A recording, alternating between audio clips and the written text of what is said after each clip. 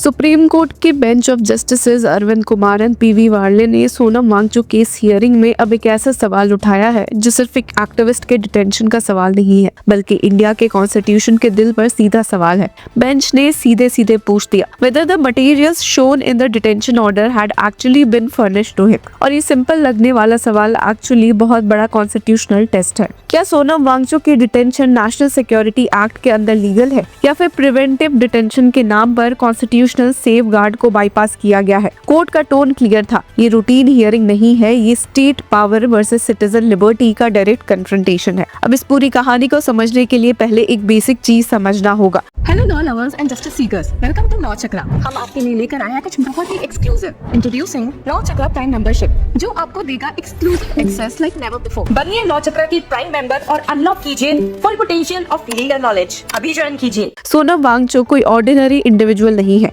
वो लद्दाख के climate activist है, इनोवेटर है और पीसफुल प्रोटेस्ट का सिंबल रहे हैं, लेकिन स्टेट ने उन्हें नेशनल सिक्योरिटी एक्ट के अंदर डिटेन किया। एनएसए एक ऐसा लॉ है जहां बिना ट्रायल, बिना कन्विक्शन, सिर्फ सस्पेशन पर किसी को डिटेन किया जा सकता है, और यही पॉइंट कोर्ट के सामने चैलेंज हुआ है। पिटिशन फाइल की गई है उनकी वाइफ द्वारा, गीतांजलि आंगमो, जिसमें क्लियर एलिगेशन है कि डिटेंशन इलीगल है और प्रोसीजरल सेफगार्ड्स फॉलो नहीं किए गए। अब कोर्टरूम में जब हियरिंग शुरू होती है तो पिटिशनर के लॉयर ने एक शॉकिंग क्लेम किया, कहा कि what is written and what is in the videos that I have gone is diagonally different. ये स्टेटमेंट सिर्फ एक टेक्निकल डिस्क्रिपेंसी नहीं है, ये एलिगेशन है कि डिटेंशन ऑर्डर में जो एक्यूजेशंस लिखे गए हैं वो एक्चुअल वीडियो एविडेंस से मैच ही नहीं करते। मतलब जो प्रूफ दिखाया गया है डिटेंशन जस्टिफाई करने के लिए, वो प्रूफ खुद डिटेंशन को सपोर्ट नहीं करता। अब बेंच ने इस पर इमीडिएटली इंटरवेन किया। जस्टिस अरविंद कुमार ने पूछा कि विच आर दोज वीडियोस। ये क्वेश्चन सिंपल नहीं था, ये एक जुडिशियल सिग्नल था कि कोर्ट सुपरफिशियल आर्गुमेंट्स एक्सेप्ट नहीं करेगा। कोर्ट एक्चुअल एविडेंस देखना चाहता है, वेरीफाई करना चाहता है कि डिटेंशन जेन्युइन मटेरियल पर बेस्ड है या नहीं।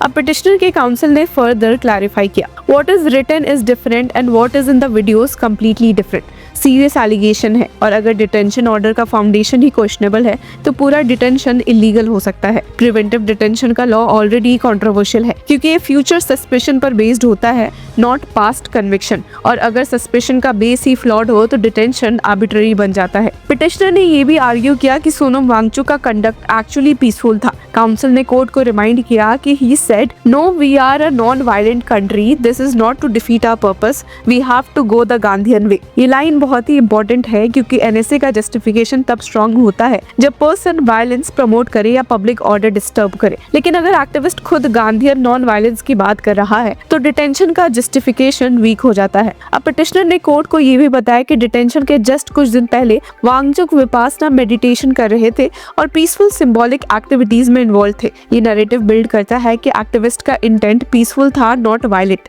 लेकिन फिर गवर्नमेंट की तरफ से एएसजी केएम नटराज खड़े हुए और एक कंप्लीटली डिफरेंट नैरेटिव प्रेजेंट किया। उन्होंने कॉन्फिडेंटली कोर्ट को बोला कि we supplied full videos and we also supplied clip portions of the release portion. मतलब गवर्नमेंट का स्टैंड क्लियर है कि प्रोसीजरल सेफगार्ड्स फॉलो किए गए हैं और डिटेनी को सारे डॉक्यूमेंट्स और वीडियो एविडेंस प्रोवाइड किए गए हैं। फिर एएसजी ने एक बहुत इंपॉर्टेंट लीगल आर्गुमेंट दिया जो प्रिवेंटिव डिटेंशन जुरिस्प्रूडेंस का कोर है। कोर्ट को रिमाइंड किया कि द ओनली प्रोटेक्शन और the right guarantee to a detainee who has been detained under any of the preventive detention laws is the procedural safeguards alone, nothing else. ये line बहुत disturbing भी है और revealing भी। Government basically कह रही है कि डिटेनी का मेन प्रोटेक्शन सिर्फ प्रोसीजर है, सब्सटेंस नहीं। कोर्ट मटेरियल की सफिशिएंसी एग्जामिन नहीं करेगा, सिर्फ प्रोसीजर चेक करेगा। एएसजी ने फर्दर क्लैरिफाई किया कि subjective satisfaction nor the sufficiency of material can not be gone into at all in a proceedings. ये प्रिवेंटिव डिटेंशन का कंट्रोवर्शियल एस्पेक्ट है। अथॉरिटी का सब्जेक्टिव सैटिस्फैक्शन ही इनफ होता है डिटेंशन जस्टिफाई करने के लिए। फिर गवर्नमेंट ने एक और पावरफुल आर्गुमेंट दिया कि suspicion alone is enough. ASG ने कोर्ट को बोला कि ऑन सस्पेशन और reasonable probability the detention order can be passed. ये स्टेटमेंट प्रिवेंटिव डिटेंशन लॉ का एसेंस है।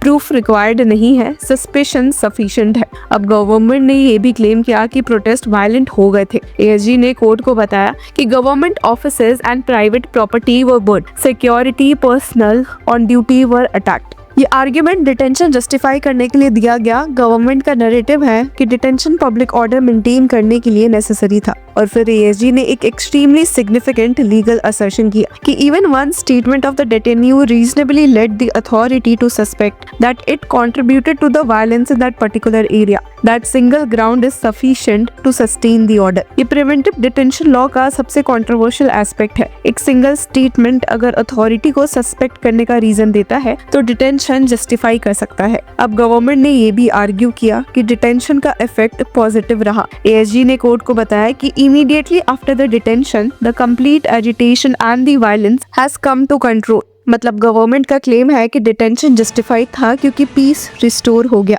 लेकिन यहाँ एक डीपर कॉन्स्टिट्यूशनल क्वेश्चन से मर्ज होते हैं। क्या स्टेट किसी सिटीजन को डिटेन कर सकता है सिर्फ इसलिए क्योंकि उसके डिटेंशन के बाद सिचुएशन काम हो गई, या फिर डिटेंशन तभी लीगल है जब प्रॉपर सेफगार्ड्स फॉलो किए गए हो और जेन्युइन थ्रेट एग्जिस्ट करता हो। बेंच का फोकस क्लियर था, एप्लीकेशन ऑफ फाइन। कोर्ट ये टेस्ट करना चाहता है कि डिटेंशन अथॉरिटी ने इंडिपेंडेंट माइंड अप्लाई किया था या मैकेनिकली डिटेंशन ऑर्डर पास किया गया। ये प्रिवेंटिव डिटेंशन केसेस में क्रूशियल टेस्ट होता है। गवर्नमेंट ने कोर्ट को ये भी रिमाइंड किया कि submission is kindly don't equate with the order of the courts. मतलब डिटेंशन ऑर्डर को जुडिशियल जजमेंट की तरह डिटेल्ड रीजनिंग की जरूरत नहीं है। अथॉरिटी का सब्जेक्टिव सेटिस्फैक्शन सफिशिएंट है। अब ये पूरा केस एक फंडामेंटल कॉन्स्टिट्यूशनल टेंशन को हाईलाइट करता है। एक तरफ स्टेट का पावर है नेशनल सिक्योरिटी प्रोटेक्ट करने का, दूसरी तरफ सिटीजन का फंडामेंटल राइट है लिबर्टी का, जो आर्टिकल 21 और आर्टिकल 22 प्रोटेक्ट करता है। प्रिवेंटिव डिटेंशन इंडिया में हिस्टोरिकली कंट्रोवर्शियल रहा है। ये कॉलोनियल एरा का कॉन्सेप्ट है जहां स्टेट को एक्स्ट्राऑर्डिनरी पावर्स दिए गए थे